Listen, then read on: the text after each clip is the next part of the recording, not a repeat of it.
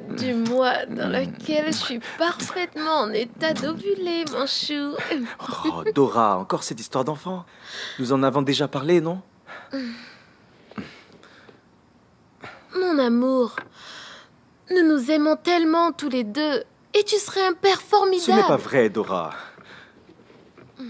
Quel père je serais? J'ai rien d'un père. De toute façon, à peine il aura 1 an qu'on devra obligatoirement l'abandonner. On aura à le laisser à quelqu'un pour s'en occuper. Je vais devenir comme ces pères qui confient leurs enfants aux autres, uniquement pour pouvoir travailler. Ce n'est pas l'idée que je me fais d'un père. On trouvera des solutions. Quelle solution, ma belle? Quelle solution?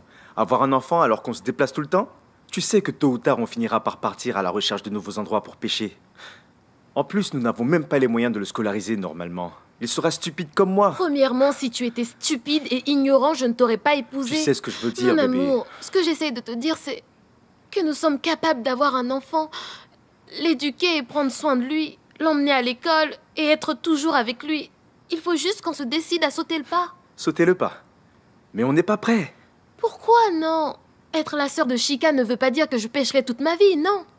Si nous décidons d'avoir un enfant, nous trouverons un endroit où vivre. Peut-être même qu'on trouvera un endroit ici. On se construira une petite maison, tu trouveras du boulot. Je travaillerai aussi, bien sûr. Tu sais très bien que j'ai essayé d'avoir du boulot sans succès. De nos jours, ils exigent le niveau collège au moins. Et ça même pour balayer les rues. Qui embauchera un analphabète? Je ne sais même pas faire de calcul. On ferait mieux d'oublier cette histoire. J'espère vraiment que tu ne tomberas pas enceinte ce soir. Bonne nuit.